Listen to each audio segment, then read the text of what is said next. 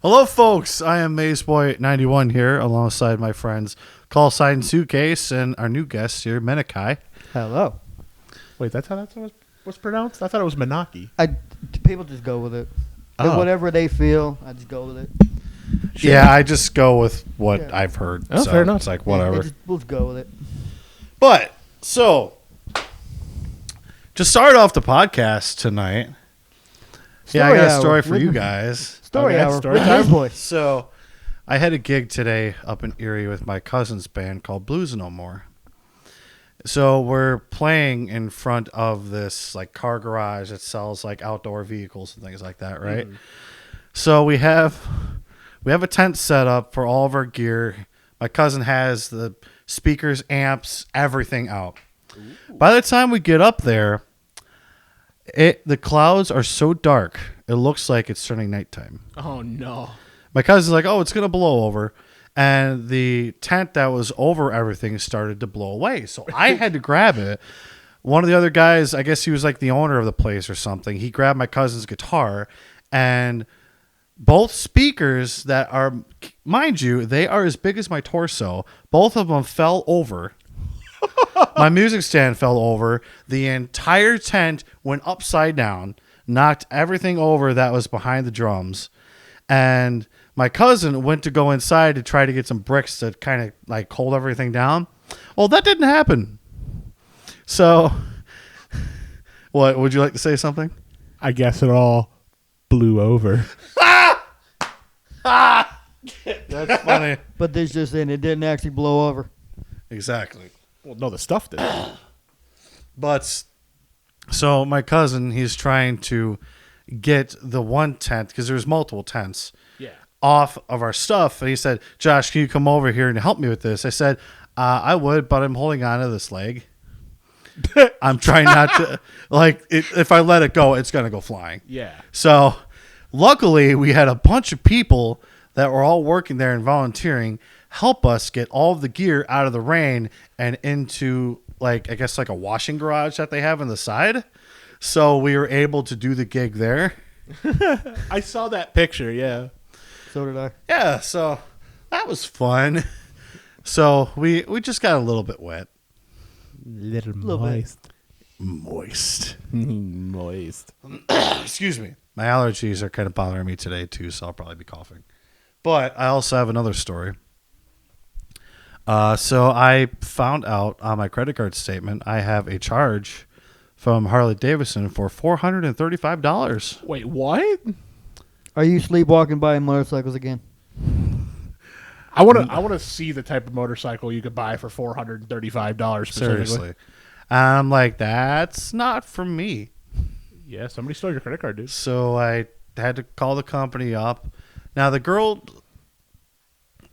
sounded like she just learned English, but she actually spoke proper enough English to where I could understand her. Yeah.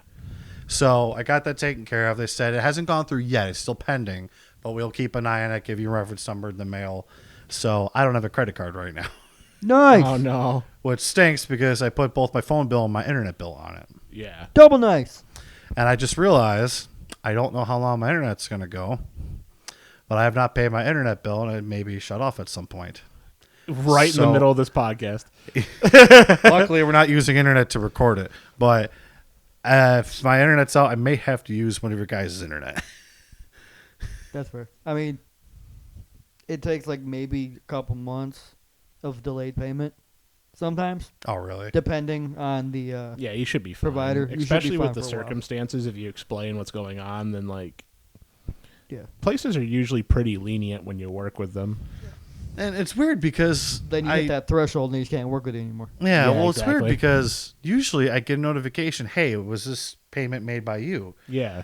But I think they closed my card because I got a notification saying, hey, your automatic internet payment can't come out because there's something wrong with your card. Yeah. And that's why I looked at my credit card statement. So maybe Harley they did. A lot of places will actually, and I'll say this, I'm a dirty gotcha player. But I would used to buy multiple packs of resources for Fire Emblem Heroes or other such games, and after like 3 or 4 purchases in a row, my credit union will actually shut off my card until I tell them, yeah, this is me. That happened Because they think after like rapid purchases like that, somebody's stolen his card. Yep, that happened to me So- a month ago. Yeah. So it's actually that's probably what happened. They saw a big purchase that seemed out of the ordinary and just went, Because you don't religiously go to Harley Davidson for buy yeah, stuff. if you're not going to Harley Davidson like once or twice a week to buy something, then they see a $400 charge, they're going to be like, no. So hold up. Yeah. But it's just weird. I got a text from Kinetic and not from the bank. So that's why I thought it was kind of weird. Well, wouldn't you would hear about the payment before you would know about the card technically, because if you weren't alerted about the payment. Well, like if they thought there was fraud on the card, the bank would say something to me. But it was the internet company that told me, and not the Because bank. if the one was already Because pending, the they wouldn't lady, see it yet. the lady on the phone, she was saying, "Did we alert you?" And I said, "Well, no. Technically, you didn't. The internet company did." Yeah. So I just thought it was kind of weird. It might have just been coincidence with timing, because it might be that your payment was like right around the corner as it was happening. Yeah. And as she said, it was pending, so it Yeah, so technically they might have not hadn't seen it gone yet. through. So Probably. They'll go through and they'll be like, hold on a minute. Because that happened to me. I was buying a whole bunch of DLC that was not in one pack, so you got to go boom, boom, boom, boom. yeah, exactly. I got all the way through them just fine. They stopped one. They didn't see it. Well, they saw it, but I didn't see that it didn't go through. I go down to Dollar General, which I do just about every day to get my stuff for work. Can't use my card. If I know why, I'm like, it was probably that DLC. Called them up. They're like, yeah, a bunch of these purchases for like in a row. I'm like, yeah, that was on me, but you're supposed to like let me know before you turn my card off. Yeah, exactly. But I hate that. they kind of just did it. I'm like, oh, hold on, let me get this figured out. I Sure do enough, like that was it. I do like nowadays though, when that sort of shit happens, they actually like have an automated system, so you don't have to wait until like 9 in the morning for them to open. You could just call like a 1-800 number at like midnight, and they'll Yeah, be be like, like, "Hey." "Was this you buying from Nintendo?" And it's just, yes. Now get off the phone and suck Everything. everything. Like Just suck everything. I Just actually in phased general. out trying to think of what can I say on the radio. Just in general. Everything. I'm sorry. This is 18 plus. I don't care.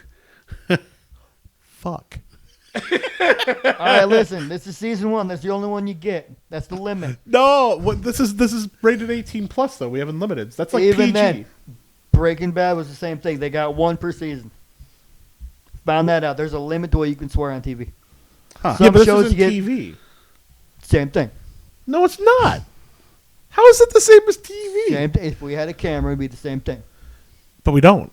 You're right. So it's not the same thing. So you got more than one now. Don't use them up. We're just like automatically cancel the whole channel's just gone. I hope it picks up the inhale too, because I was about ready to go again. Inhale.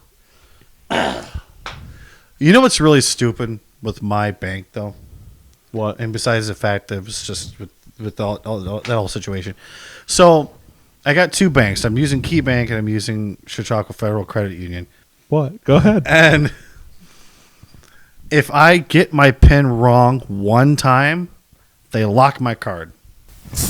I was waiting for you to do that. About to be a week thing now, folks. Yes.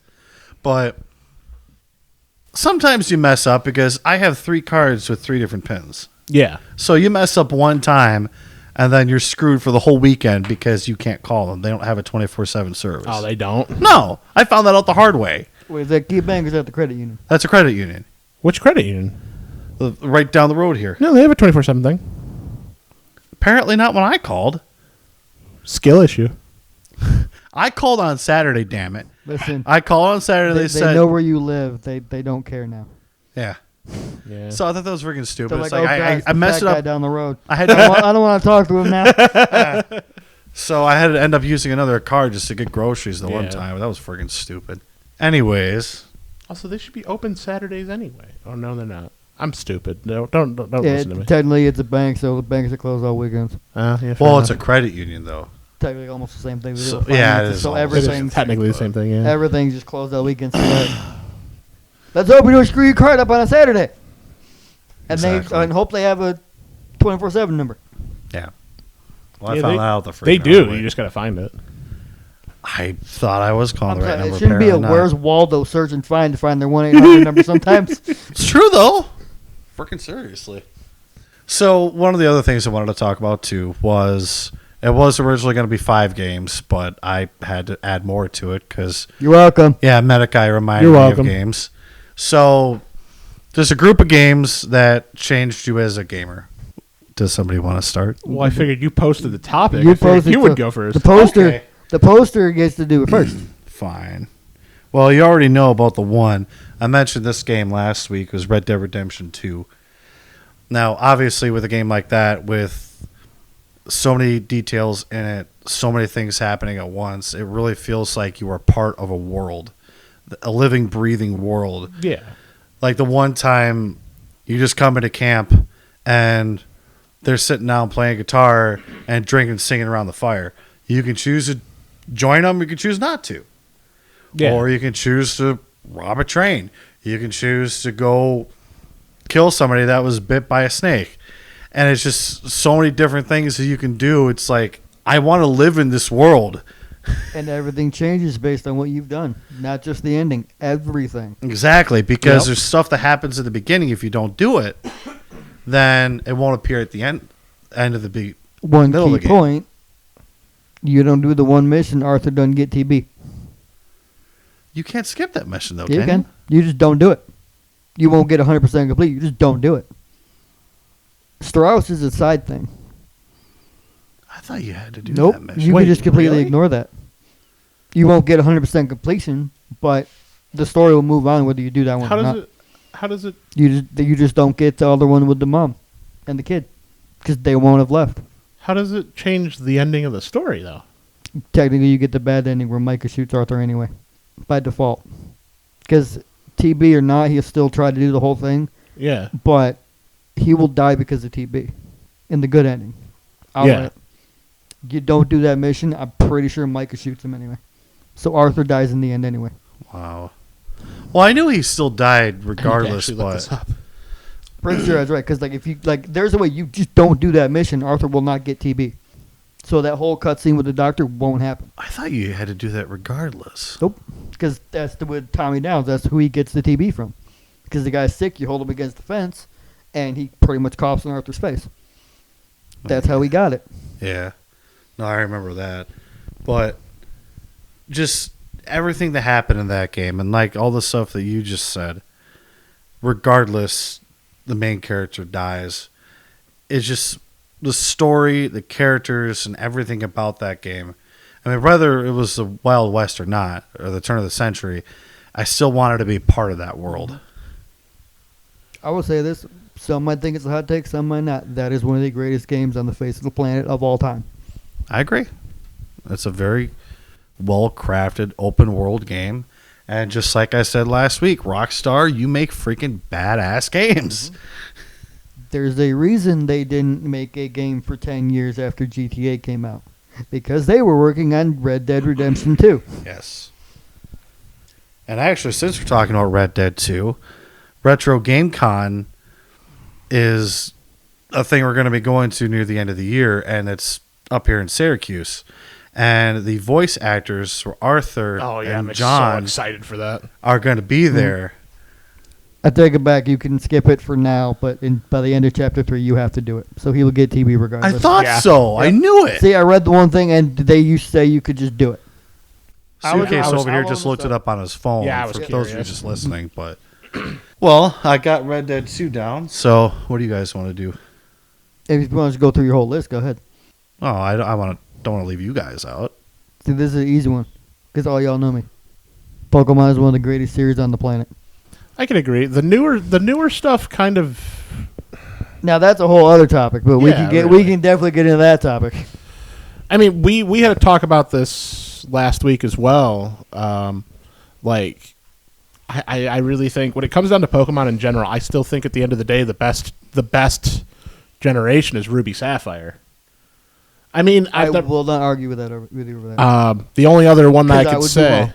and the only one I could say, and I haven't played them, and I really should because people talk about them all the time, is the Black and White. That's exactly what I was thinking. The only generation that comes That's the only close. generation that comes close. Although, despite saying that, and I'll say this like I did last week, Cynthia is still the best champion. I don't care what generation you play. Cynthia is still the best champion. Cynthia is a game. That Garchomp does not defeat Pokemon. That Garchomp murders Pokemon. Yeah, We were talking about that I know! last week, That too. Garchomp. If it's not that Garchomp, you fight Clay and his extra drill in black and white. If you were doing a Nuzlocke, you will lose right there Wow. because that extra drill takes lives. Okay. First off, with Black and White, I've recently started playing through those games again Yeah. because supposedly there's remakes of it coming out. So I wanted to. Oh, there's rumors of it? God, I hope they do Supposedly. it and don't do black 2 white 2. Give me just the Unova Pokedex, Yeah. please. I mean, it'd be crazy if they just decided to go, oh, black and white remix, black and white 2 in the same game. I wouldn't mind that. Because either. don't put they black kind and white they are 2 as your linked African. together? Black and white 2 is 2 years later. 2 years later. But here's the thing about those games. I was playing through the original Black and White, and I did not realize there were so many scenes that you walk 3 feet, something happens. You walk 3 feet, something happens. Yeah. And this happens throughout the entire game. Like there's What, one Black part and in White 2 where you have to go to the Coliseum. It's like that big tournament Coliseum, whatever, in that one town. You can't. Pokemon World Championship. Yes, PWG, you right can't after- skip that. You have to do that in order to progress. I found out the hard way because I went through the route to the cave you have to go to, and there's a guy blocking it. And then once you beat that, Yeah. it's like a simple tournament. You defeat 2 people, and then you go back to that route, and then that cave is open. Yep. It's like, come on, I have to do this Here's stupid. another part of what I hate about Black and White 2. Pokestar Studios. Yes, Right after the second gym, you could not go anywhere. Yeah, you can't skip Oh, that boy. either. That was one of the dumbest things. Now, I'll say I hate that sort of thing, but what I hate more is what Sun and Moon did, which was the I did it constant too. hand holding. Yes, Like, I agree Sun, with that. Sun and Moon had some really good moments, but God, the hand holding. Yeah, Number one is Lily changing after confronting her mother. That was one of the best parts of the entire game. I have to say this, and you can feel free to disagree. The fused mother fight was terrifying. That was that was like the only difficult fight in Sun and Moon, was dealing with Lucamine. Ultra. Yeah, because everything ended up being a totem Pokemon at that point. Yeah. Everything got boosted. Well, yeah, and then she sent out that Clefable, and then went, "Oh, hey, I'm buffing it," and then I went, "Oh, See, no!" the problem with that is in X and Y, they pushed Fairy typing. So Yeah. now you have the preparation with a Poison type or a Steel type to deal with the Fairy type. Yeah, Sun and Moon Fairy type's dead and gone. So you probably don't have a Poison type. You probably don't have a Steel type. yeah. So that Clefable's also fat to begin with. That thing's just going to take your life. Because you're probably not ready. Well, that and Clefable is just. I mean, Clefable's a monster. you think about tanks and stuff in Pokemon, you get like Clefairy, Chansey. Like, Yeah, but they're Chansey can't take a hit. Pokemon that don't look very assuming, but once they get into a fight and you actually see what they can do, it's like, oh, shit. Mm-hmm. Listen, you hit a Chansey with a low kick, you're done. But the problem is they swapped that with Blissey. Blissey can take the defensive hits, can't take the other one, I don't think. Good lord. I think. I might be wrong. Blissey's just fat. and you know another thing with Sun and Moon, I like the fact that they try to change everything up. Like the Ultra Beast, I like that idea. Some weird cosmic monsters coming out from another universe. I thought that was kind of cool, and also the fact that there was no Pokemon League. Yeah, And it was more of was like just you were birthing a Pokemon League, basically. Yeah, and it was just something different. But I agree with you with the constant hand holding. It was abysmal, and the worst part is from what little of Ultra Sun and Ultra Moon I played, it just doesn't seem to change it. And I will tell you for a fact what happens in Ultra Sun and Ultra Moon. It is the exact same game until you get to the third island. The only difference is you get totem stickers to where you can collect them and then get a totem Pokemon from Professor Oak's relative. Yippee! That's it. And then the third game on, it turns into a whole different game. Oh, really? Yep. I might 'Cause actually then have to you sit down and play it through You again. actually go into the Ultra Wormholes. Here's the thing, though. Yippee! Ultra Necrozma. I hate that thing with a passion. I do too. I love it, but I hate it. Necros my balls. Dude, if once you play it, You'll know. that is a hard boss fight. What type is it? I don't remember. Psychic Dragon, I think. Psychic. That's a 'Cause really see, interesting It's typing. a pure psychic type, but then it absorbs the light of everything else. That happens, and then it turns into Ultra Necrozma. Think King Ghidorah in the Pokemon world. He is a giant gold dragon. He will take your life. Okay, so he's a dragon type. I'll just bring my Gardevoir. He has Smart Strike, which is a steel type move, and I don't care how high a level you are, he will kill you. I don't care Let if me it's- put it this If way. it's resisted, he will do half damage anyway. It took me Wow. 5 tries, I think, to finally kill him. yeah, it took me that He long. basically one-shotted my whole team. So I had to level Yeah, now I need grind to a play bit. Ultra Sun He and is Ultra Moon. literally. I will put this in terms of a traditional RPG. Mewtwo ain't got nothing on Ultra Necrozma. Ultra Necrozma is the final boss in Pokemon then and now. Huh. I might have to actually play through the game now. I will make this bold statement. Garchomp has nothing on Ultra Necrozma. That's Cynthia's scary to hear. Garchomp has nothing on Ultra That's Necrozma. scary to hear. Well, maybe not the boss. All right, who you got? You must know who I'm thinking of from Legends Arceus. If we're talking actual champion-wise, I will give you that. 110%. I will give you that. Because the first time, do you know who we're talking about? Yeah, I know who you're talking about. Because the first time you get through his whole team, I don't expect a freaking 6th and 7th or 7th and 8th Pokemon. Yeah, to frickin' be especially there. with what they pull with it. Yeah. No, 7th one is fine to handle, and then 8 happens, and you're not even healed. Because you're getting pancaked by everything else you're trying to. Yeah, because the first time I fought him, the first time I played through the game, I had like 1 Pokemon alive. And I tried to one-shot Garantina, and then he transformed into his other form. It's like, oh, I had to I'm almost max screwed. grind level 8 Alpha Clefable. Really? I'm wow. not ashamed. I mean, the second time I played through the game, I level trumped him when I was prepared. I'll say Why? this.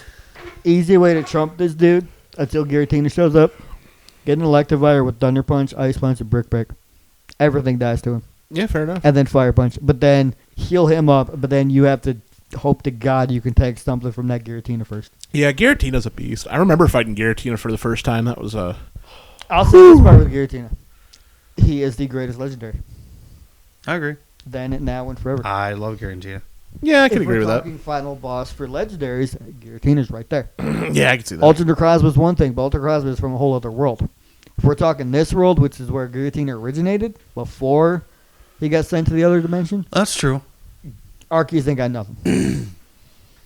I love how they basically just said Arceus is Pokemon Jesus. He is. Like, and then it's a funny thing to think about. Oh, just And like then- that one And then animation. when he doesn't have his plates, he's nothing. Just, I caught God. Wait, what? Yeah. Look at him. No, I saw an animation. They're like, every living emotion, time and space. It's like, we go for last one. We go for God. No, we got that one too. And then it shows all the people for Gen 5, like everybody trying to figure it out. And they're like, fuck. This is way before Black and White came out. So then, But- then they went with symbols and went with yin yang. The Tau Trio with the morally gray Kirim. Suitcase, would you like to add one that changed your life forever? For the record, another Pokemon topic is going to be a whole other podcast, so we can go on that forever. Yeah, we Yes. probably could go on for Pokemon forever. That's why I'm stopping it now, because the whole podcast is just going to be Pokemon. Great Yeah. small. Hold on. You know, I wasn't going to pull this pick at first, but thinking about recent releases, I got to say the Paper Mario series, especially now that the remake just came out for Thousand Year Door. Is that already out? Yeah, it came out like just the other day. I need it. I The- need to pick it up. All the music is I need redone it. and everything. It sounds so good. I'll test it at work, and I'm like, I want to play this. They, But I don't want to buy a Wii. They or whatever. actually what they did is like they remaster all the music too, but every single chapter has its own variant of the battle theme. So they changed up the normal battle theme for like 7 different chapters. I need Huh. I'll play some of them later. it. I need it. know where they are on the phone. Nice. Rogueport sounds amazing. I listened to some of the music the day of release, like at work as I was coming home, and I legitimately like teared up because I was like, this is a game I played in my childhood. Like this was something that gave me so many good times, and like I heard the new Rogueport and I like teared up. I was like, this is my childhood reborn. Like, it feels so good to have it back. And it controls really well on the Switch. It's really nice. Oh, thank God. I heard, though, too, the game is 30 frames per second. It's 30 frames, but it fits. It's Paper Mario. It's not like you're playing Can't go through Odyssey looking like I was gonna say it's not like you're playing Odyssey or something. Exactly. You're playing Paper Mario. Like, ow. I actually heard something about somebody got the game early and modded it to where it was 60 frames per second. Yeah. I'd like to be one of those people to get games early for the record. Yeah. But unfortunately, the timing of the button presses and the battles were off. Yeah. So that's probably another reason why they have 30 frames per second. Mm-hmm. They Makes probably sense. limit it so it's easier to do action commands and stuff. Yeah, I really need to get into that series. But I mean, like, what I think they're doing is the reason I think they went for Thousand Year Door over 64 was everybody. I mean, you can't tell me that everybody, at least in this room, didn't love Thousand Year Door, the original. I can agree with it. Like, Thousand Year Door is probably the best Paper Mario game. I will say this. What is the one Paper Mario game you hear about more than anything else? Thousand Year Door. Thousand Year Door. Yeah. They don't talk about Origami King. We don't talk about 64. It's Thousand Year Door. Yeah. But what I think they're doing is they re-released Thousand Year Door to gauge interest. Because that's the one that people remember. That's the one that people want. Right. So if Thousand Year Door sells really well and does really well, they might look to redo 64. Or they might look to That would be cool. make a brand new Paper Mario game that's actually good in the RPG stuff. Now, I'm going to say this, and probably hot take, I loved Super Paper Mario. Loved it. I've heard mixed things about that one. I haven't played that, but I have mixed things from the 15 seconds I play at work. If you haven't played Super Paper Mario, you should sit down and do it. It's different. It's basically a platformer, Paper Mario. You're not doing turn-based combat. Everything's played out like a normal Mario game. Okay. So, like, your experience comes from the points you earn. And you could do tricks. Like, if you stomp a Goomba and then shake the controller, you do, like, a cool little trick and get extra points. So the whole gimmick of the game is you kind of have RPG elements mixed in with typical Mario gameplay. So it's like, wahoo, I stomped a Goomba, I leveled up. And, all right. And you get to play as 4 different characters. You get to play as... it's an old game. It's not spoilers. Spoiler alert anyway. Yeah, spoiler alert anyways. Just in case. Well, because people There'll be some listener out there. You spoiled the game for me. But the 4 characters you can play are Mario, Peach, Bowser, and Luigi. And they each have their own abilities. Like Mario does a weird flippy... He goes from 2D to 3D. So like he can flip the screen and you can like see different things that you hadn't seen. Yeah. Peach was just floaty, wasn't she? I can't remember. Maybe. I can't remember what Peach did. I barely used Peach. Bowser could spit fire, which did like double damage. And then Luigi had a supercharged jump. Think Super Mario Brothers 2, kind of. He like scrunches down. It's spring jump from Thousand Year Door, basically. There you go. But that also did double damage. But the idea was like you would face Paper Mario-esque bosses and enemies, but the whole thing was just it's a side scroller while being Paper Mario. And a lot of people shit on it because it was just, I want my turn-based Thousand Year Door. Right. And it was actually a very good game. And then you get into Sticker Star, and that's where... That's the first one I decided I wanted to try. And the thing that makes me sad about Sticker Star to Origami King is I've listened to the music from these games, and the music's fantastic. And then you get into the gameplay, and it's like... is absolute hot garbage. Yes. It's like... I don't want to play a deck. The gameplay takes a dump on your face. Now, from what I've seen of Origami King, it's interesting. I don't think it's something I'll sit down and play, but I like how they try to do inventive things, even if they flop. It's really interesting to see newer things, but like I just don't like the systems. Yeah, I saw how the battle system was in that game. It's like that seems a little too grindy for me. Well, once they did... Like, turn-based is one thing, but when you, like, have things on, like, a 3D like little grid, stickers and... It's like... Well, you know, they did... That's a whole other rant. Yeah, they did Sticker Star, and it was, like, interesting idea, and it's like... Then they did Color Splash, and it's like... You're just doing Sticker Star again. That being said, Inked Bowser, final boss for that theme, has really good boss music. Really? Yeah. Yeah. I bought Sticker Star, played it for an hour, and returned it.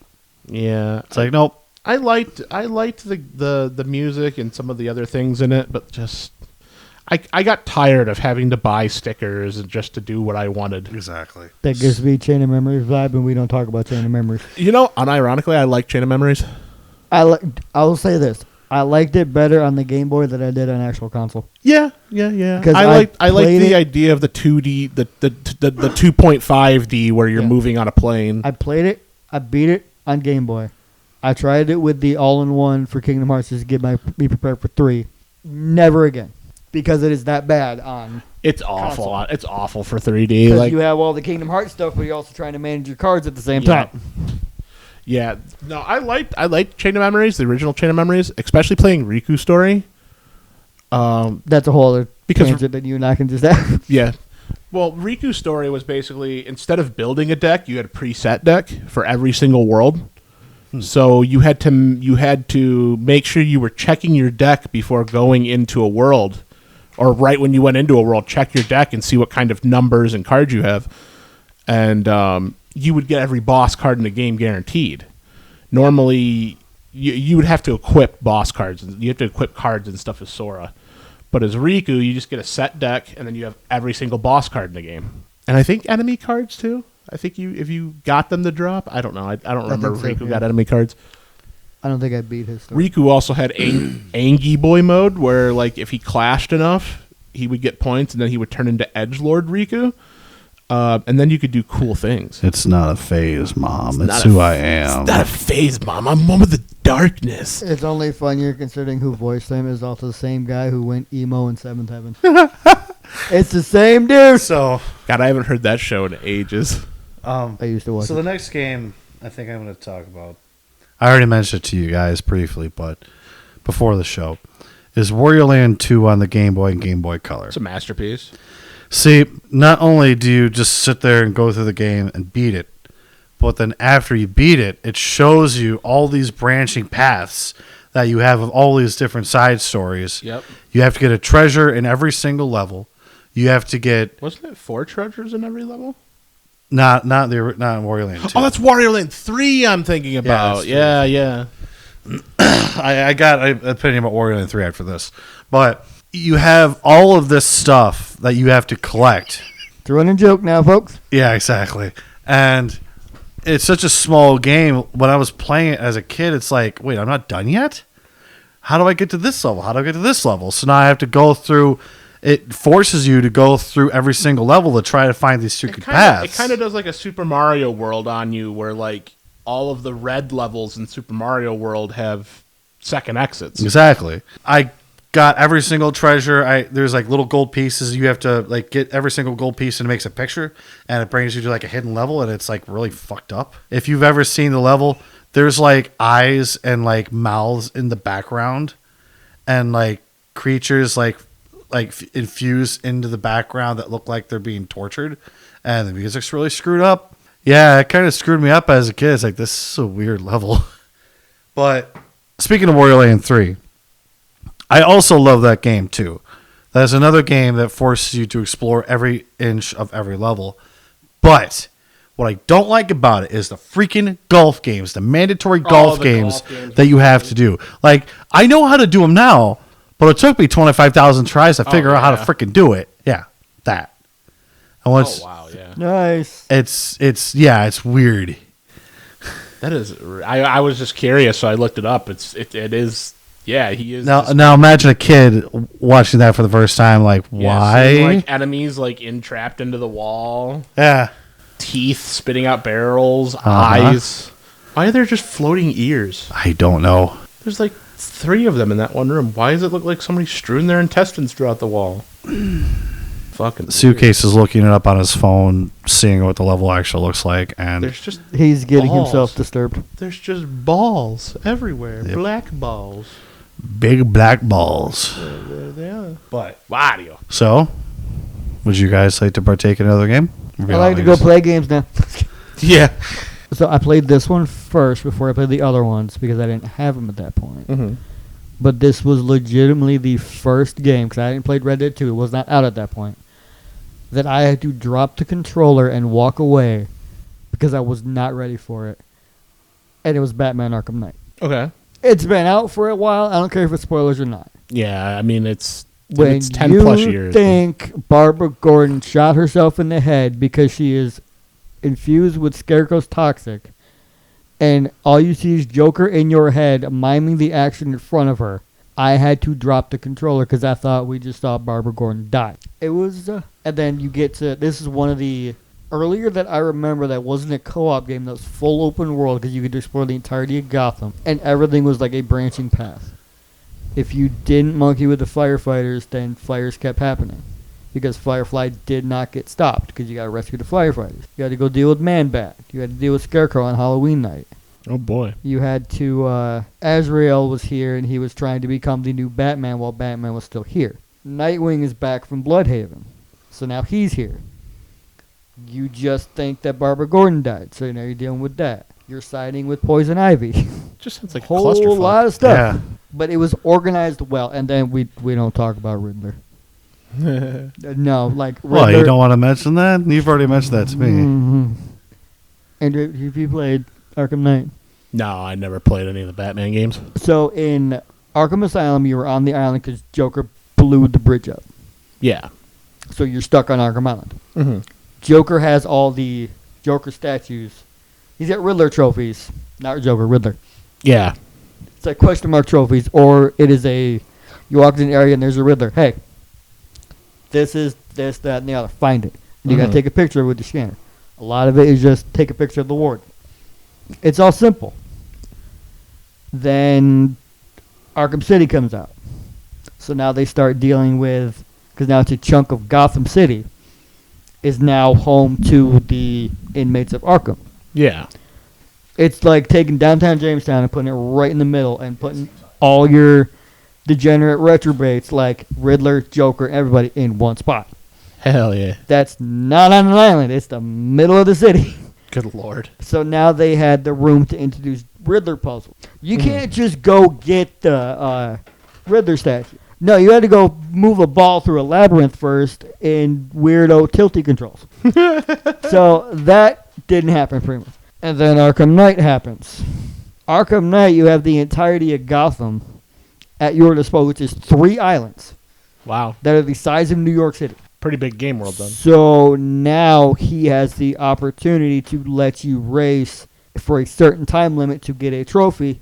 And also, you have to use... We just hear this man creaking upstairs, and it sounds like he's about to go through the floor. I don't care if I know. I don't care. I wonder if it's picking it up on the I mic. don't care if he hears this afterwards.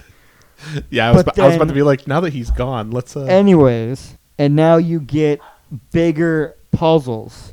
Yeah. Because now you have to use You have that the space that you Batmobile can controls. utilize, yeah. And the Batmobile controls are hot garbage, but you have to use that to move a ball through a maze. So it was not fun.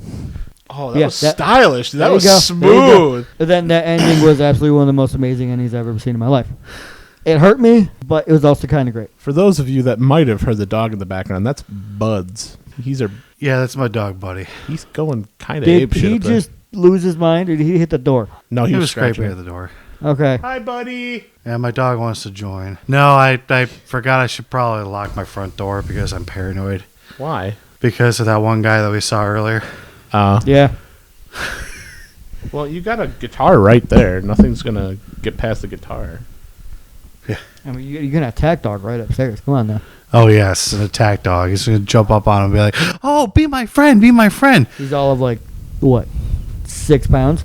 Yeah, barely. No, I have a Shih Tzu, so he's not really a guard dog. He's a little Shih Tzu, too. Yeah, he's spastic. Yeah, so my top thing was Arkham Knight, done deal. And then we went into things about the other ones, but yeah. Arkham Knight was the first one that got me to where I had to walk away from the game for a second. Changed my life. And then I tried to beat the game. I'm trying to think of a game that's probably done something similar to me. I think the Persona series has really hit me hard at times. Persona 4 especially. You kind of get thrust into a situation where the main character gets basically taken in by his uncle for the portion of the game that you play. And your uncle has a little daughter, and named Nanako. Nanako is the best. You appreciate Nanako. She is your little sister. You love her. you protect her. Over the course of the game, obviously, you make friends, you like build social links, you also fight spooky monsters from like mythology, also including a giant penis thing.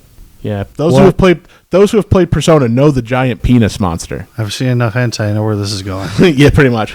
But the thing about Persona is it really you're gonna need an adult after this. Yeah, the thing about Persona is it explores a lot of social issues, things that are just both fucked up and things that should be addressed. Persona 5 does a lot better job of hitting really, really fucked up things, whereas 4 is more about learning to accept yourself, like teaching you, like, hey, you might have a quirk or you might have this. That's you. Like, even if you're unsure about yourself, like look at this. This is what you are. And you grow to learn to accept it, and that's where you get stronger. But like through most of the game, there's a character named Naoto, and people who know Persona will know what I'm talking about. Most of the game, you think that this is they call Naoto the detective prince. So you think that, oh, this is a guy for most of the game. It drops, and no, it's been a girl this whole time. And it's not even like she's trying to hide the fact that she is a girl. She just like women don't get a lot of recognition in Japan for, you know, their intelligence or their skill or this. So right. She hid herself to take on the persona of a guy so she could be respected and get out there, because she's a very smart character, you know, societal values and gender values and stuff like that. It's really crazy how a game can be both entertaining and informative, because it's like it really makes you think about, like, yeah, this is fucked up. You know, it's kind of nice that it's addressing it, and it's not doing it in a way that's offensive to you. Kind of sounds like Sega are the ones that make that series, right? No, Atlas. Atlas? Yeah. Okay. It sounds like they're trying to be like, hey, this is what happens in other countries. Yeah, that too. And they're trying to inform people, like, this is how our culture is. Yeah, that too. But the big thing in Persona 4 is why I'm saying it's similar to what he was saying. So the concept of the game is, at midnight on rainy days, TVs will magically turn on and show you. The rumor is that it'll show you your soulmate. If you look at the TV at midnight during a rainstorm, you'll see your soulmate. What's really happening is this alternate world is being used to murder people. There's like a whole alternate world. Every Persona game has like an alternate thing that you go to. But this TV world is being used to murder people. And what's happening is the culprit is shoving people into televisions with his power. And basically what happens is those people that are being shoved into there are being shown on the TV before they die. What happens is when you're in the TV world, your shadow confronts you, which is basically your other self. And if you deny your other self, it goes hostile and kills you. So every single character who becomes a party member goes through this, except for the main character. The main character goes persona and gets his persona for free. But like the main character's got plot armor. Yeah, basically. He gets his own moment eventually, but like the first character that joins you comes along basically just, yeah, fuck yeah, adventure. I'm tired of my boring life. I'm tired of being the rich boy who's, you know, working at his parents' grocery, or the giant department store thing. June S is awesome. But he's tired of like being in the shadow, tired of being like picked on for being like the rich kid who has everything, and you know, so he's like, yeah, I want to go on this adventure. And it turns out like, yeah, he didn't want to come with you to help you. He wanted to come just for his own credit and for his own entertainment.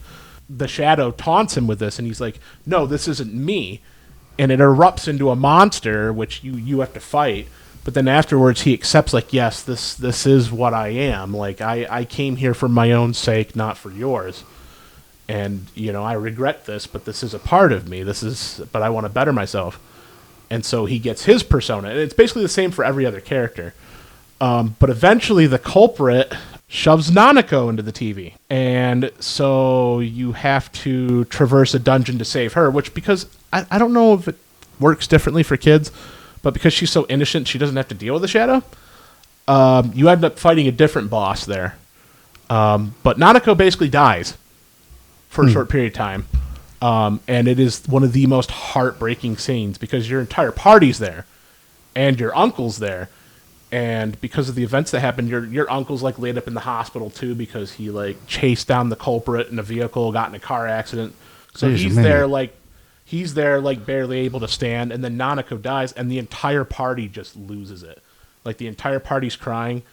And then like there's a scene right after with Yusuke, which is the first partner or the first teammate you get.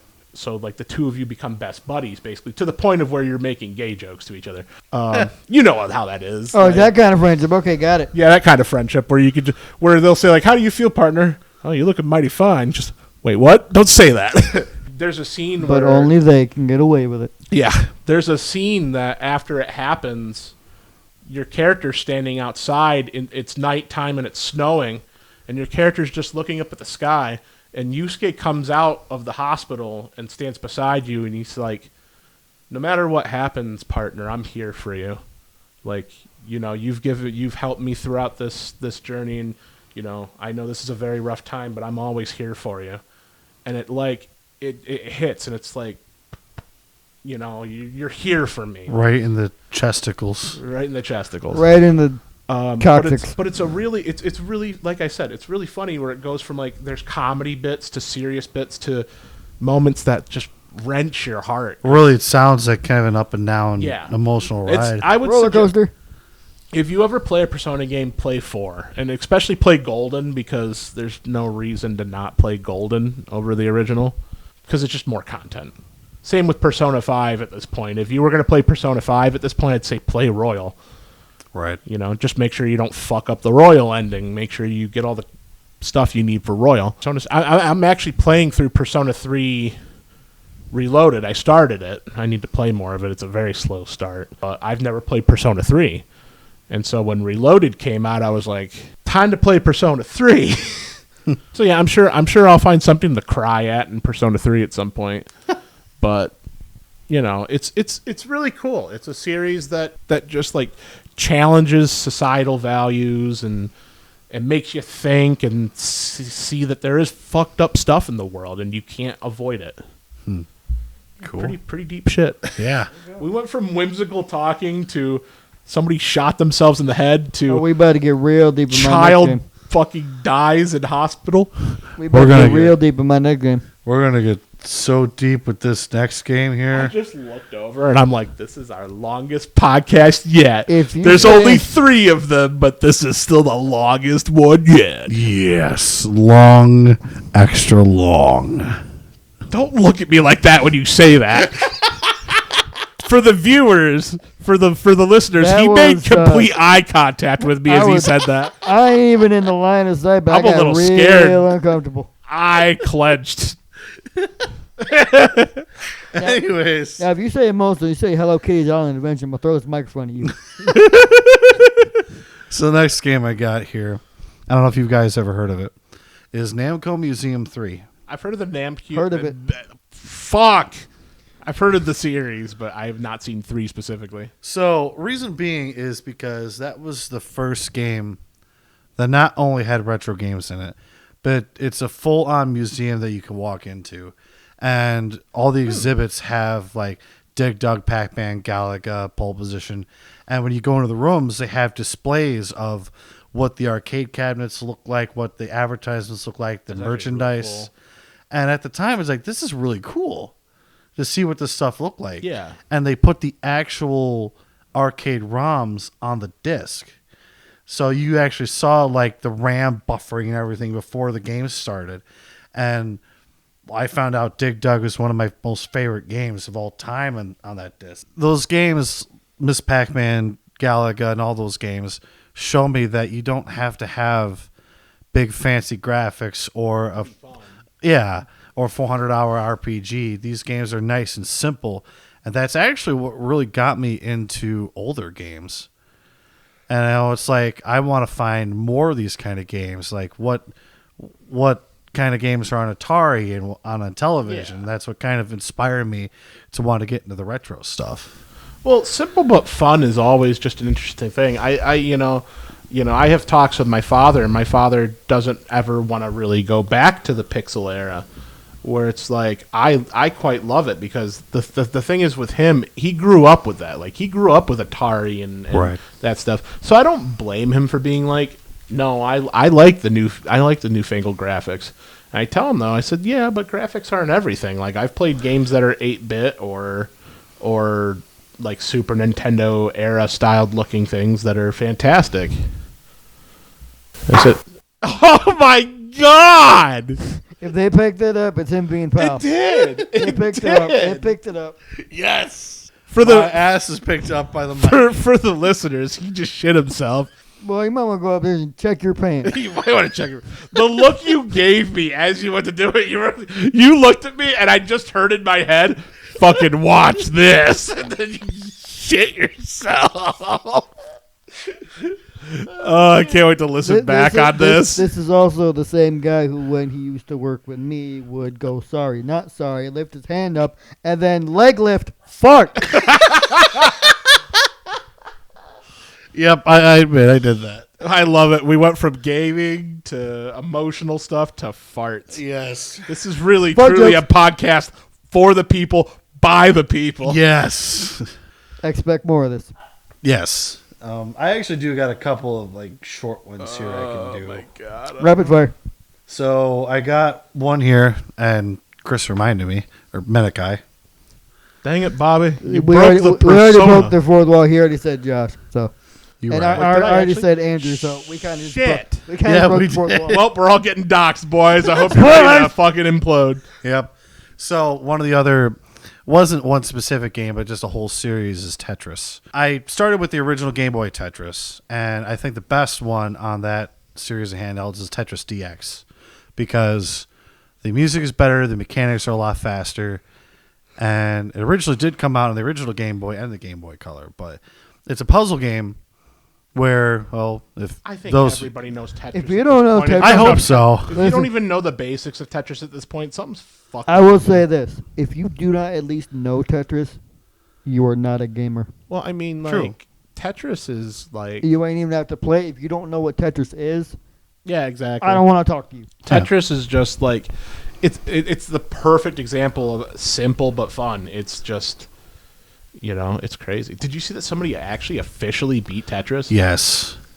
I thought that was awesome. I just Well don't know done. how the fuck you could do that. And I'm jealous because he met the daughter of one of the guys that originally Made got together Tetris. and made Tetris. Damn. I will tell you how deep this man is with Tetris. I told him about the Tetris movie coming out, and he jumped on it. Yeah. Did you go see it? Yeah, I saw it on Apple TV. How was it? That's what it came out. You know, it was actually pretty good. Huh. Might have to watch I it thought it sometime. was going to be pretty. Like, I thought it was going to be like really cheesy, Yeah. but it explained how when Tetris came over to America, it was really convoluted and crazy because one person thought he had the license, and another person thought he had a license because he got it from that guy. Yeah. But the And those were the original problems. guy, Alexei Pachinoff, didn't actually sign anything saying they legally had the rights. So they're distributing Tetris everywhere illegally without them really realizing it. And then a guy from Nintendo was like, hey, Nintendo's doing this handheld. I need to get the rights to Tetris for the handheld rights. And he goes to Russia to physically talk to the guy who made it. And basically he's like, give me the rights to Tetris. He's like, well, no, you're going to endanger my family or else the Russian government's going to come in here and take my family away from me and arrest me. Yeah, you don't screw with Russia. But what he did was, I thought this was awesome. And for those of you who haven't seen the movie, this is going to be spoilers. So, Spoiler alert. But- It's not been 10 years. Spoiler alert. but what ended up happening was he wanted to go into business with him because he had so much respect for him for making such a great game. He gave him a one-way ticket to America. So at the end, there was this whole business meeting. They had all three people who, well, the guy that wanted the Game Boy rights from Nintendo, and the two other guys that thought they had the rights to it, and they had them all in the same building but in different rooms. So they're all interviewing them to see who's going to give the best offer. Well, allegedly, they went with Nintendo and Game Boy and legally brought the rights over. The guy that gave him the ticket went into business with him, invited him to America, and they both went into business together to make Tetris Incorporated. So now all the rights and all the games that are distributed actually went to the original creator, because before this, he didn't get a dime for any of this.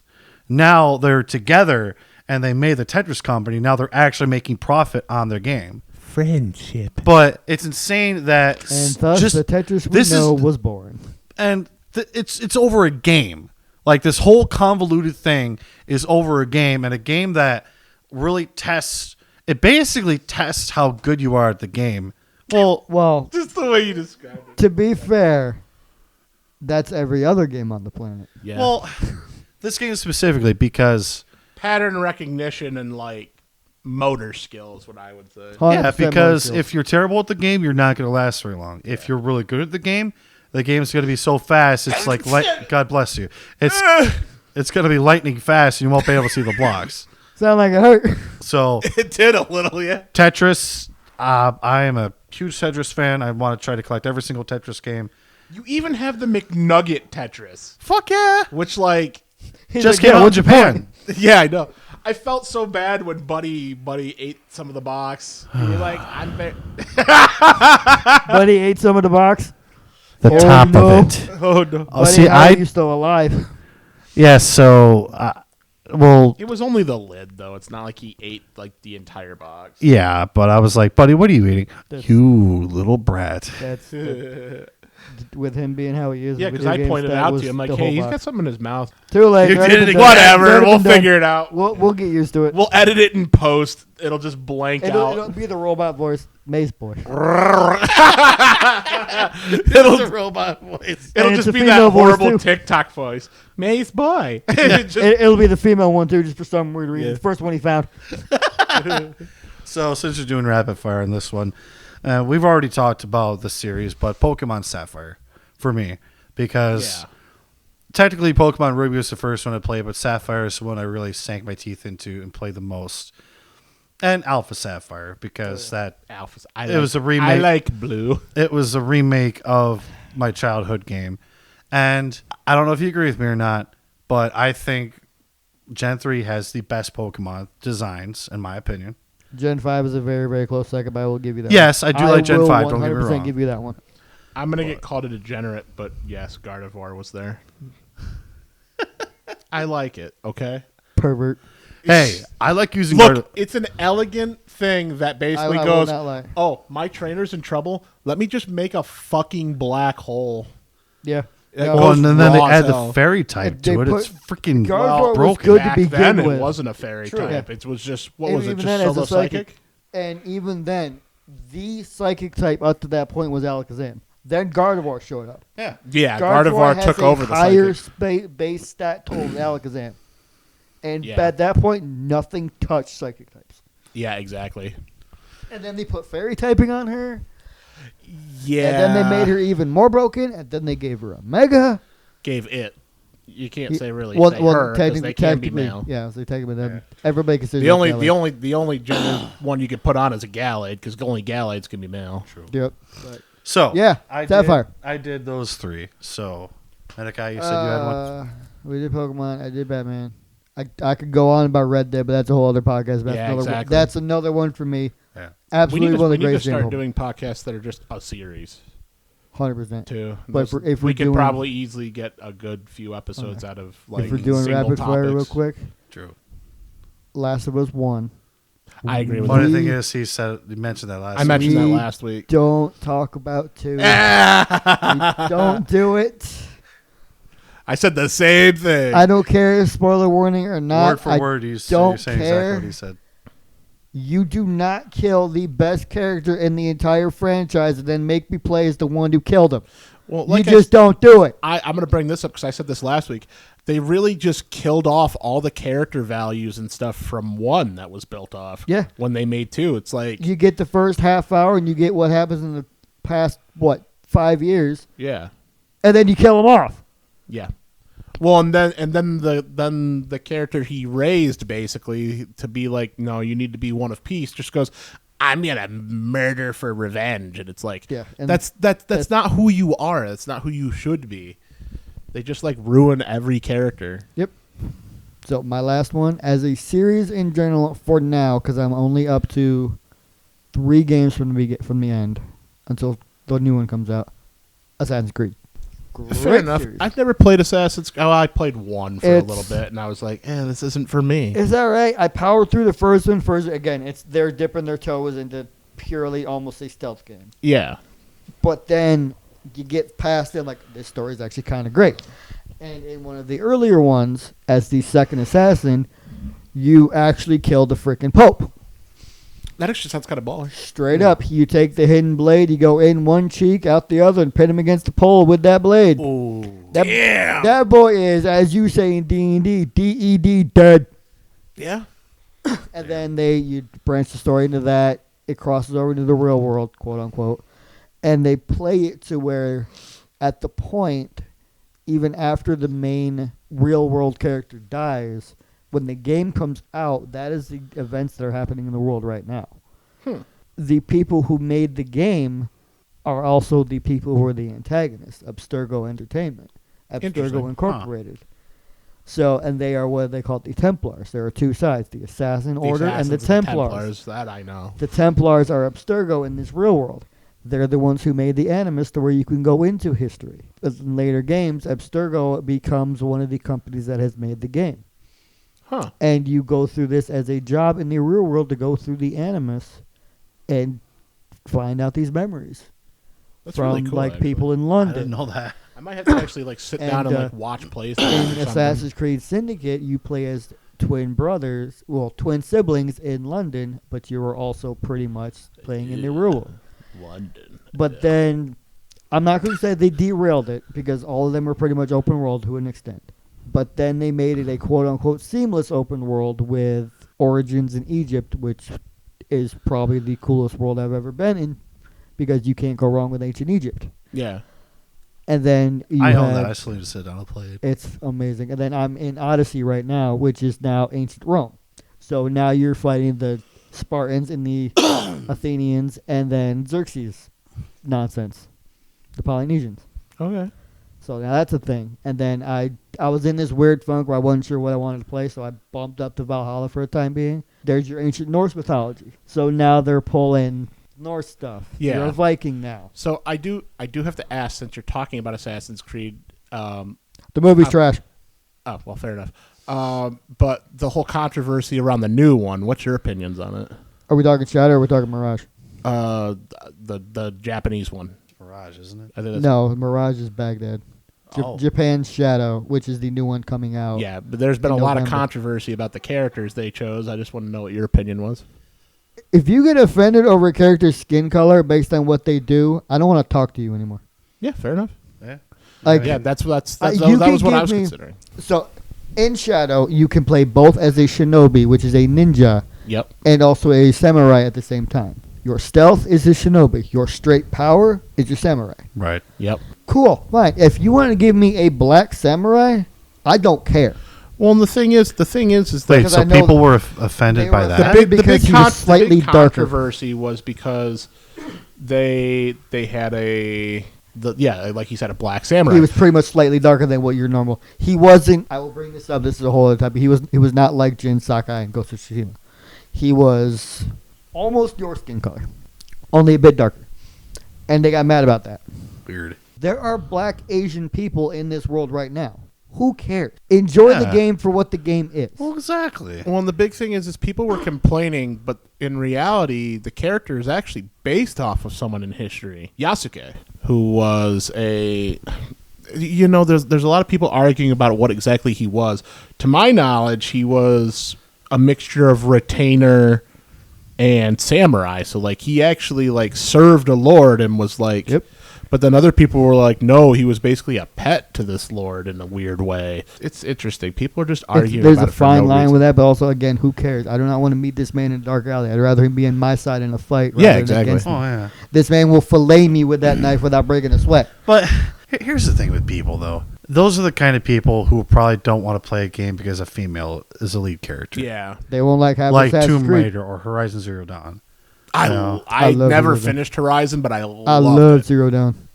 I have to do Forbidden West, but Zero Dawn was phenomenal. And it literally became one of my favorite characters on the planet because of that. I gotta Yeah. finish that game. Or they will hate half Assassin's Creed because they will split it. You will have a choice. So in Syndicate, you play as them both. Yeah. You have the choice to flip between the brother and the sister. They both will level up at the same time, but you can go in both of them, and you can make him more the stealth one or make her the stealth one and give him the charisma stuff to build your own gang because that's what he wants. In Odyssey, you are straight, unless it's a specific story mission, you are straight playing Bayek of Siwa, who is essentially the protector of an area called Siwa, which is his hometown. Mm-hmm. And then you can play as his wife Aya in certain missions, but it's mostly Bayek. Cool. In Odyssey, you have the choice. You can play as the brother Alexios or the sister Cassandra. Whichever one you do not pick becomes almost essentially your main antagonist for the beginning part of the game. Because they are part of a cult of Cosmos. Pretty much for Odyssey, you are raised as a Spartan by your father. But the ritual from an oracle says that the younger sister, who at that point was a baby, had to be sacrificed for Spartan's victory against the Athenians. Because that war's been going on a long time. Yeah. You had to stand there and watch as your father almost ended up... Actually, your father was the one who had to cast his own daughter over a cliff into the sea. Damn. And your mother is getting held back. He ended up giving the baby to somebody else to do it so he can stop you from casting the baby aside. No, from stopping him from casting the baby aside. So he gave it to essentially almost the prophecy dealer of the oracle. You end up stabbing him, getting past your father, but you end up going over the cliff with the baby. You get washed up ashore, but there's no sign of your sibling. Oh, jeez. And for 20 years, you were on this island. I can't tell you the name of it because it's all ancient Greek and Roman nonsense. Yeah. But then you end up going off and doing your assassin things, ending up being almost a part of the order, but you don't know it yet. And you end up dealing with this cult of Cosmos who wants you dead, and you can't figure out why. You infiltrate the cult of Cosmos, and there's this leader they're talking about named Demos. Everybody wears a mask and a robe in this cult, minus Demos. Demos walks in the door, and it is your sibling. Oh, shit. And they have this artifact. It's a golden pyramid with different fragments on it where you touch it with Demos, and you end up seeing the truth. And he or she sees the same thing.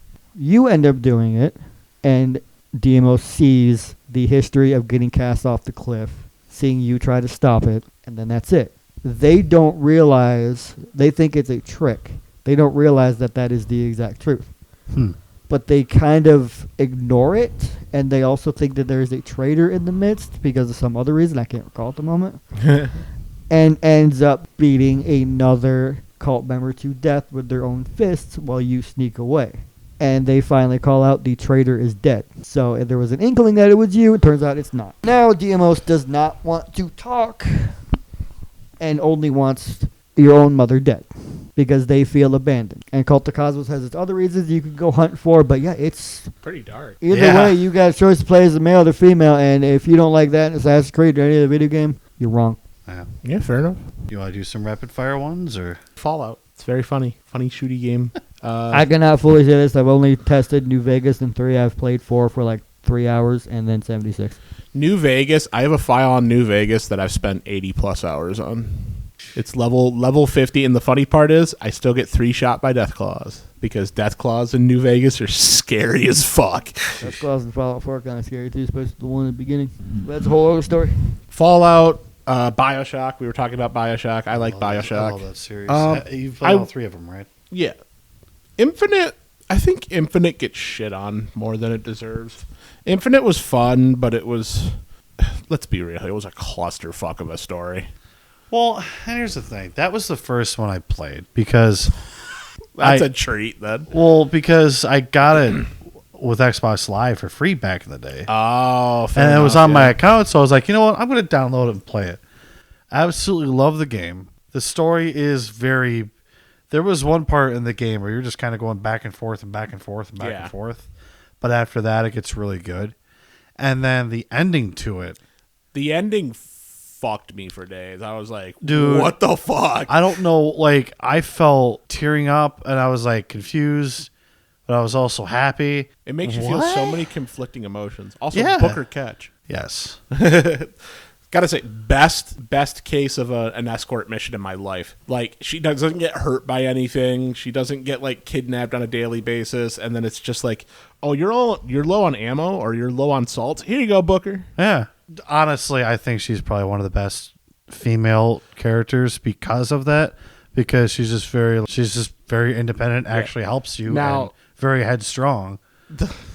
The messed up part about BioShock Infinite is that it created a whole, literally just because somebody wanted 18 plus content of Elizabeth, it literally like jumped animation, which it's really crazy to think about that somebody, look, I'm just going to say it. Y'all are foul. I'm going to say somebody wanted a porn animation of Elizabeth and ended up making animation jump in generation by like 2 scales. I can't remember what the process was, but people actually like credit the people that made this shit with like an enhancement in animation because I can't remember why, but it was just like the things that they used or like the engine that they used. They made new animation styles and like helped advance animation by making a fucking porn parody.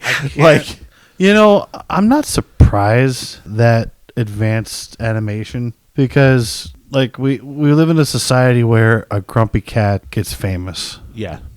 So I'm really not surprised. I mean, look at, and I'm going to say this too because I just heard about it the other day too.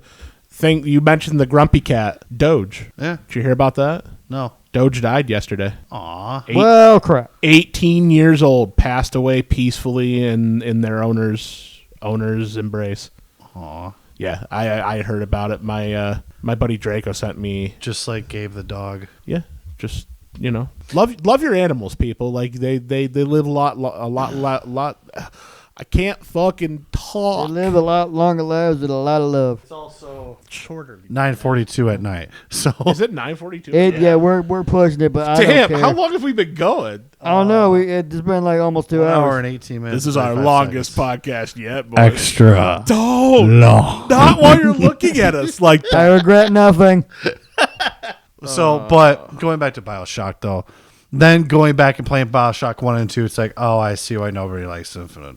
I didn't mind Infinite. The only thing I didn't like about Infinite was the beginning with just the absolutely blatant racism. Like I get you're trying to like accurately portray a time period, but like bringing in, if I remember right, they bring an interracial couple out on stage and then just pelt them with baseballs. Or is it that they brought someone out on stage? I think so. I thought it was a couple. It's been so long, I don't remember. It has been so long. I'm sure if we get one comment from somebody who listens, one of our like 40 viewers. Yeah, I know, right? Actually, it was this way with this and this. Yeah, But like, actually, it really, That's how y'all sound now. like, yeah, I get it's trying to portray a social structure that is that way, but it was so awkward. It wasn't like, I hate saying this word for this, but tasteful, because Right. like you can have something that shows a society with factors of like racism or favoritism or something like that, and it's educational or right. I have a perfect Like example. tell them. Red Dead 2 with Lenny. Oh yeah, okay. Yeah, Because there's a man named Micah. First of all, screw Micah. Well, fuck Micah the Who rat. will call Bastard. Lenny Darky.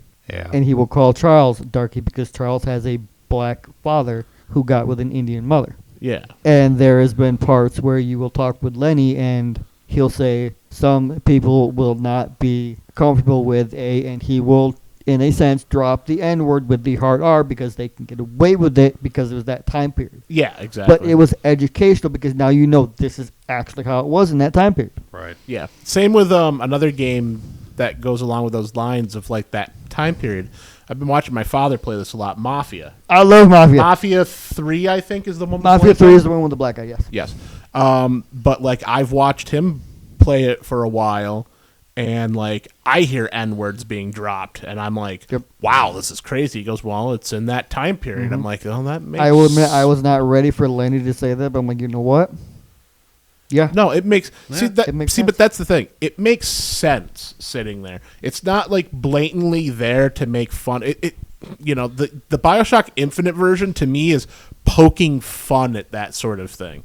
It's like they're celebrating humor, racism is not fun. Yeah. Yeah. But like with Red Dead 2 and Mafia, it's like this is what the time period was like. It wasn't socially, I hate saying this, socially correct. No. They thought it was at that point. They thought it was at that point. But, like in that time period, you'd hear the N-word all the time. Look at Django Unchained. I know we're supposed to be talking about games, not movies, but like look at Django Unchained. Like that was it's not a very old movie, and they just drop N-words in that movie. And Wow. But that movie is about like slaves and slave owners. Yeah. It's about slavery, so yes, it fits. To go in with that part in anything other than video games, this one you will know, Lawman Bass Reeves. Never heard Perfectly. Great show. That is a show you have to sit down and Phenomenal. watch. If you like Red Dead 2, you'll like Phenomenal this show. show. It is about the first black man who ended up escaping being a slave. He became the very first black lawman, a.k.a. sheriff of that time period. That sounds really Based cool. on Maybe a we'll have to real sit down story and watch and- that sometime. It's not a long series. It's like No. 6 episodes. Yeah, Oh, really? But they're Wow. like an you hour can sit long. down and watch it in a night. But my based dad off a and I real watched man, it. Bass Reeves was a real gentleman. It was. I'm not big on like Western movies. Not like I don't know. Playing it and experiencing yourself is one thing. Phenomenal show. But it really does at the end of the day come down to like, is it tasteful or is it just trying to be offensive for the sake of being offensive? Right. Which again, I hate using the word tasteful, but that's the only thing I can think of when it comes to explaining it, unless you have a better word for it. Another game I thought of that could be debatable if it's tasteful or historical or not. Like pushing a line. What GTA San Andreas. I never played.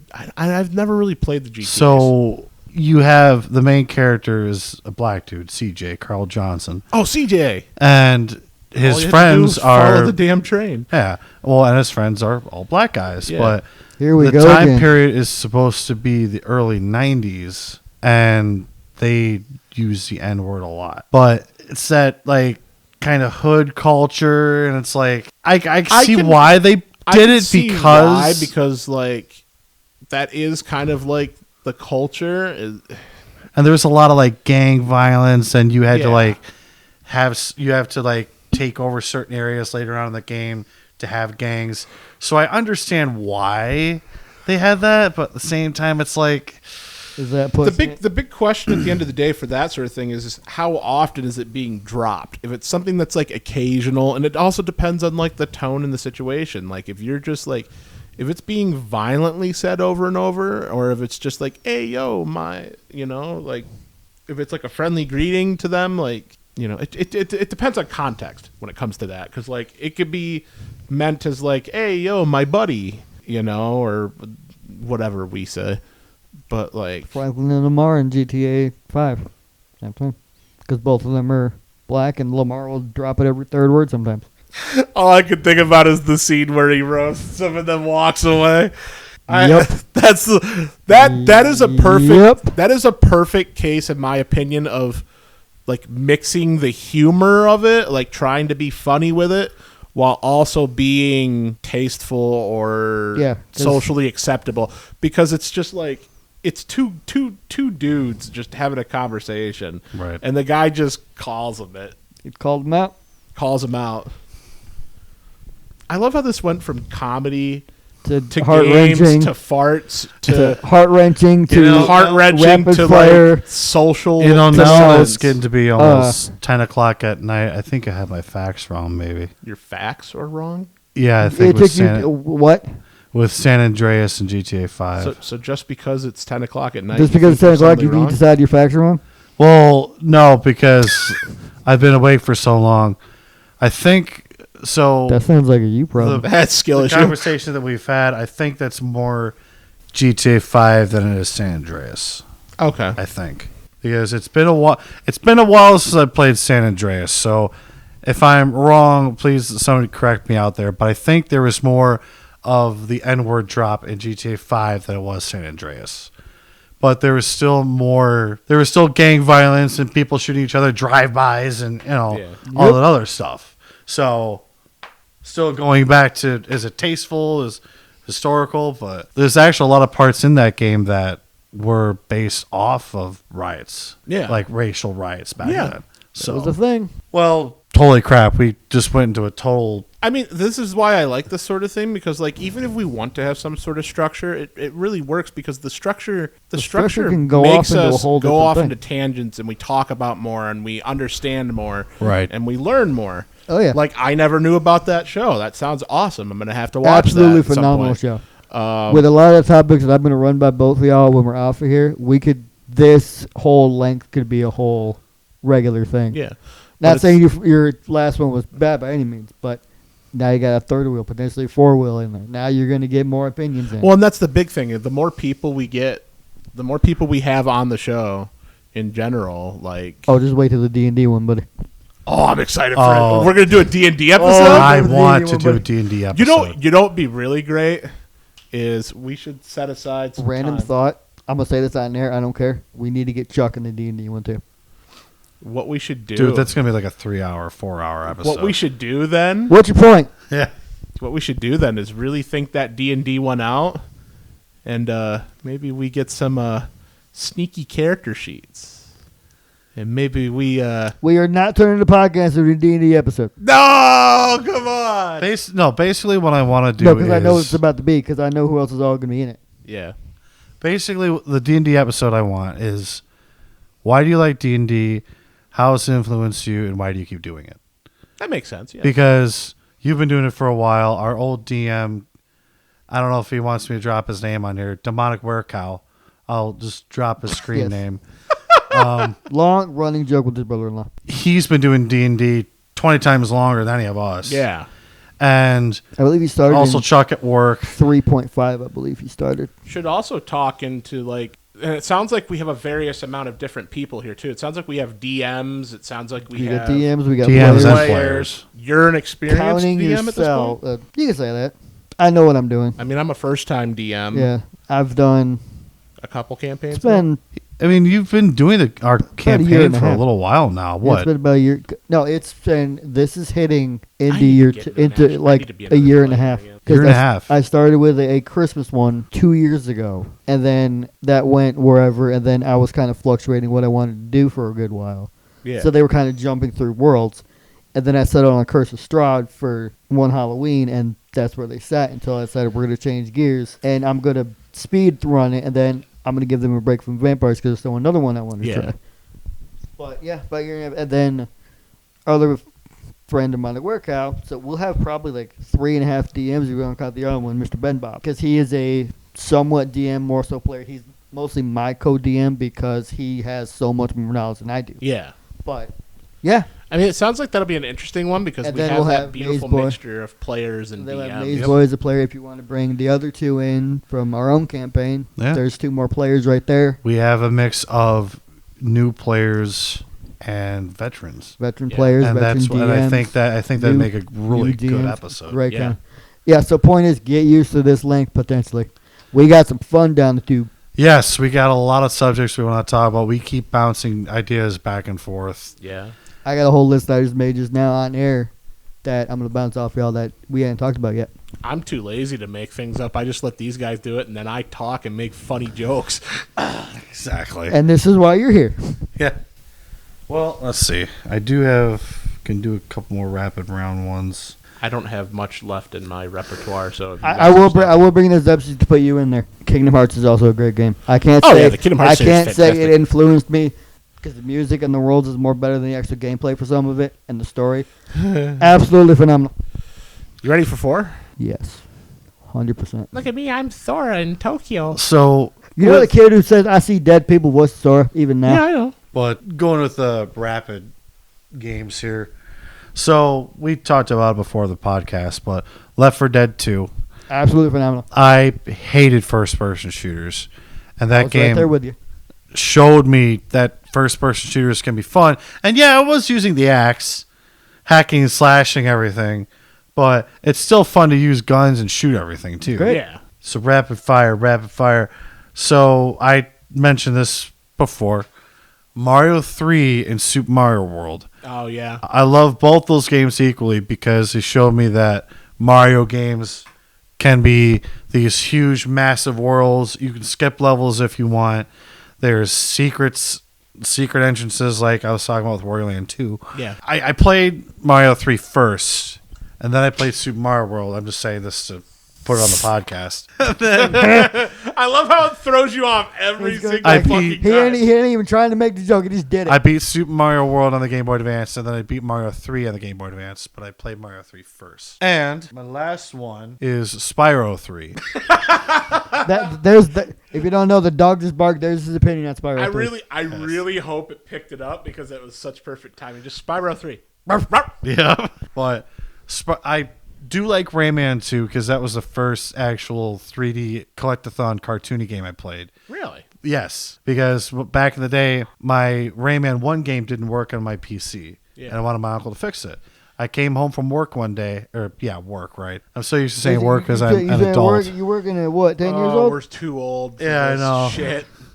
I came home from school one day, Don't remind me. and my mom was like, "Hey, there's a surprise for you in your room." Yeah. Not only did I have a PS1 set up, but my uncle set my PS1 up, and I had Rayman 2 and Cuber. Those are the first two games I ever played. There you go. I'm surprised that you were never like you must be at least a year or two younger than me then. I'm surprised you're not like a 64, Mario 64 guy. Out of all I was three a of us, PS1 guy. out of all three of Really? us, Josh is the oldest. Josh is the oldest? Yes. How old are you? I'm 32. Shit, he is. I turned 32 September. next week. And so am I. I'm older than you. I'm a month and 3 weeks younger than Josh is. Anyways, Yeah. So I played Rayman random 2. real life changes in the middle of the game. Sorry about Yeah. that. So I played Rayman 2 first. And He was shell shocked. I was kind of shell shocked, yeah.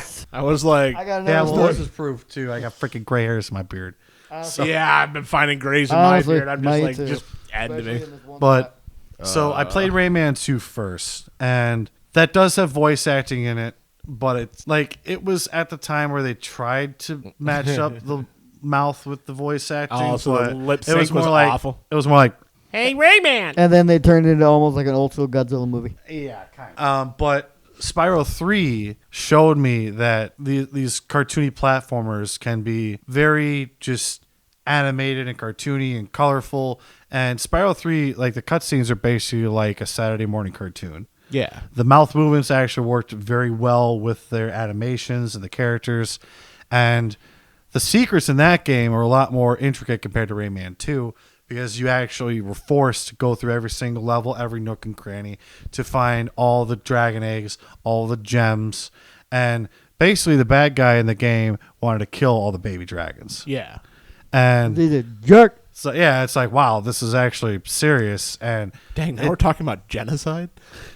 well, and just overall, it's a really we're good gonna game. go there. And at that point in Spyro 3, they've really perfected the Spyro formula.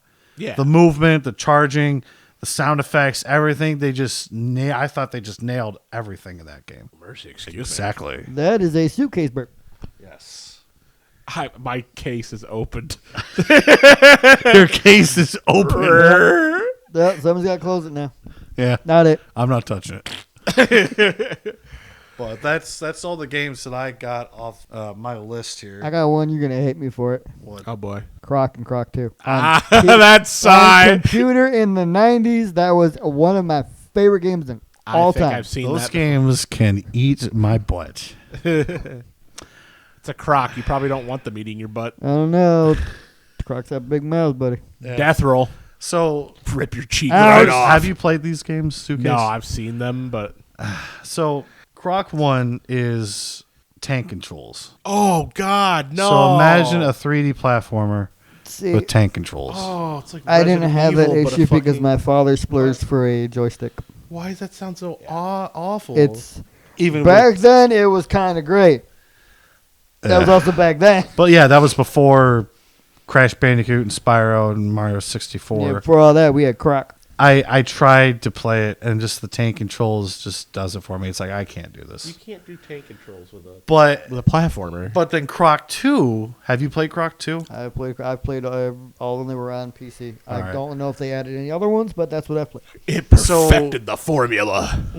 Croc 2 actually has 3D movement and it actually controls a lot better. Yeah. Problem is, they have lengthy levels, but no checkpoint in the middle. Oh. So you you're die, playing you're back at the beginning. You exactly. think you're at the You end. play You know you're at the end. 20 minutes into a level, you die, you're right back to the beginning. That It's like, 20 come minutes on, was for dude. nothing.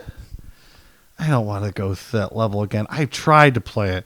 It's like the controls are nice and buttery smooth, awesome, but do I really want to play through 20 minutes I of a won't level? lie, when you think about it, a lot of is it collectathon or is it just a platform? It's a collectathon. A lot of collectathons do that though. I mean, like, yeah, you might not feel like the stages might be as long, but look at like Banjo-Kazooie, Mario 64. If you die, kicked out of the stage, you got to go back and start from fresh.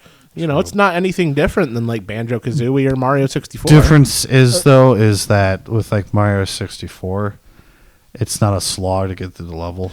That's fair. Because in Croc just 2, it's one- actually kind of tedious. I would and rather go obnoxious. through Elden Ring on 1 HP with no armor than go through Croc 2 again. Yeah. that bad. Wow. It's And even dumb. like Crash Bandicoot, there's still checkpoints. Yeah. in the There's still levels. checkpoints. Yeah, but Spyro. I would classify Crash Bandicoot as more of just a raw platformer rather than a collecta. Like there are collecta aspects to Crash Bandicoot, but for me, Crash Bandicoot just feels like it almost feels like, this is going to be a really weird thing to say, almost feels like a run and gun platformer, if you understand what I'm saying. Yeah. If you No, I'll get give him that one. Yeah, I can agree with that. I think I've heard the term corridor platformer too, because it's like yeah, one it's straight. one straight thing yeah, together. yeah, that makes sense. Yeah. Actually, funny thing is, when they were making Crash Bandicoot, they call it Sonic's ass game. Because I'm not even kidding. They took the side view of Sonic and just what it would look like if the camera was behind Sonic. That makes sense. Yeah, So it does, they just call it Sonic's ass view, and then they Essentially, put the until camera's you- behind the character. Yeah. So- Because I mean, until you hit Frontiers, that's all Sonic we was. could have a whole video talking about or a whole podcast just talking about like the aspects of like that sort of thing. Because like I feel like getting into that would be its own can of worms. Yeah. Talking about we got plenty of topics. platformers in general. Man, that'd be a good episode. Platformers. I love platformers. Oh, I actually just thought of a game that you and I could probably have a couple-hour conversation on. What? Dust. yeah, that might be a podcast in itself. Oh, I love that game. I cannot contribute. You have need you to ever sit played it? down and It's play it. on my list, but I got to remember where that list is. You should sit down and play it. Because I've heard of it. I know So, what it is. Do you have a Steam account? I do. Get me your. I just don't use it because my computer does not run Steam. Oh. It's supposed to be a gaming / streaming laptop, but it's old as dirt. You might still be able to run Dust, though, because I was running Dust on a computer that had 4 gigs of RAM. Oh yeah, Dust isn't super intensive. No. Let me put it this way. At first, you will think it's like... You look at it at face value and you're like, oh, this is like a furry bait game. Yeah. No, oh my Sorry. God, it's such a good game. It is a fantastic... Platformer hack and slasher. It's like a Metroidvania, kind of, because Yeah, there's multiple paths. Yeah. You have moves so you can perfect. You can like juggle enemies in the air, and every single move that he does Oh, the juggling. is just nice and buttery smooth. The characters, you have 3 characters. You have Dust, the main character, Fidget, who's a little flying bat thing, Fidget. and then you got a talking sword that he has. Yeah. And they talk to Dust. Like Fidget is usually kind of snarky with him, but More of she a comedic character. yeah, but she can also talk sense into Dust when Dust is like really pissed off and just like is going crazy. Dust is one of those games where it's something you look at it and at face value you're like, oh, this looks like furry bait, but then you get into it and it's like the voice acting is magnificent, the animation is fantastic, the art's fantastic, the story is. I'm not ashamed to admit that I have teared up at a couple of moments in Dust. Oh yeah, It's very good game. I agree with you. And that ending is. And here's the thing though, like the voice acting in that game is top notch. Even all the NPCs and just random people that have voice acting they had amazing choices. Like And they were memorable, too. Yeah, everybody's memorable. And it's not just like, oh, it's some random NPC. I'm never going to remember you again. Like, you actually remember the characters in the game. Yeah. We should probably stop there because no. We need to make a podcast. Yeah, we need to make a whole separate Dust. podcast about that game. Oh, I've seen this game before. Dust. Don't Yeah. you have a physical copy for the Switch? Yep. Should lend it to him. You I have a do. Switch, right? I do. Might be a smart idea. I might need Let 'em to play through take it. that if we're going to do this other podcast and want me in it. I mean, I'll tell you how much I love the game. On Steam, I have 100% achievements. I've beaten the game on the hardest difficulty. So I beat it the first time on the easiest difficulty, but the second time I played it, I upped the difficulty because I want to play through I want to get to that point where I'm skilled enough to be where able to do you have it. to constantly juggle enemies. Yep. So See, the big thing for me was I played normal my first time through.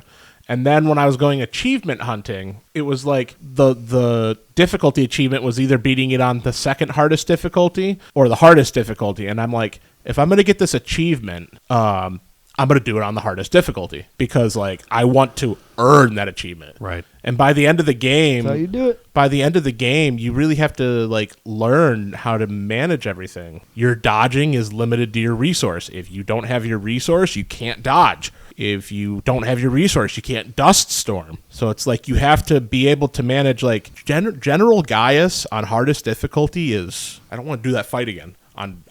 I have like 3,500 health on the hardest difficulty on that file. He does like 1,300 damage. holy Ouch. Yeah, and if you get toppled into that lava, you're taking like 2,000 damage.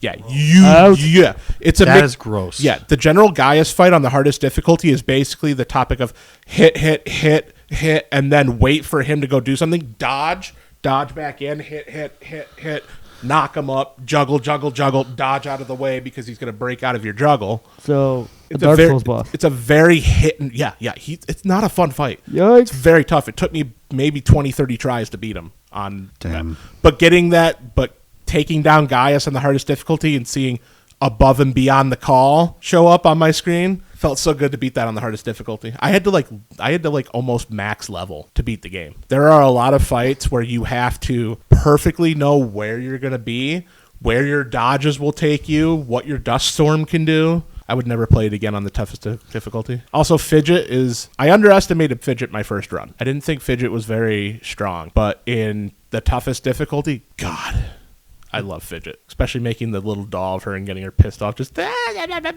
Which actually, funny thing is, too, that physical copy that I got has a little Fidget figure or plush in it. it's incredible. Well, what do you think, guys? Anything else you guys want to add on the podcast? Thank you. Good night. My life is completed now. I was holding that for a minute. I'm like, do I do it? Do I not? Dude, I ripped ass earlier. I can't wait to play that if back. they didn't pick it up, I'm going to be mad. Yeah, I know. No, I don't have anything else. I got nothing. Folks, if you stuck with us this whole time, God bless you. then you are hardcore listeners of the show, and we truly appreciate it. After 3 episodes. Yeah, I know. Hardcore The first whole episode. I looked back and it's just 5-minute episode, 40-minute episode, 2 hours. 2 hours. We're Bro, going to do a podcast in a month or two from now. It's going to be 24 hours long. Get ready for it. We're probably going to fall asleep during it. Don't you tell me how to live my life. You know what? You'll hear this on the mic. Hey, MayesBoy, wake up. Oh, shit. Where's the pumpkin in the patch? Monkey ate my pizza. What? Yes, Before like I we said, go off on more tangents. Yeah, we need to Random shut down yes, for now. Go thank you, PS. folks, for listening. Menaki, call sign suitcase, MayesBoy91. We're going to sign out, and y'all have a good day or night. Hell yeah. Have a good one. Mashed potatoes.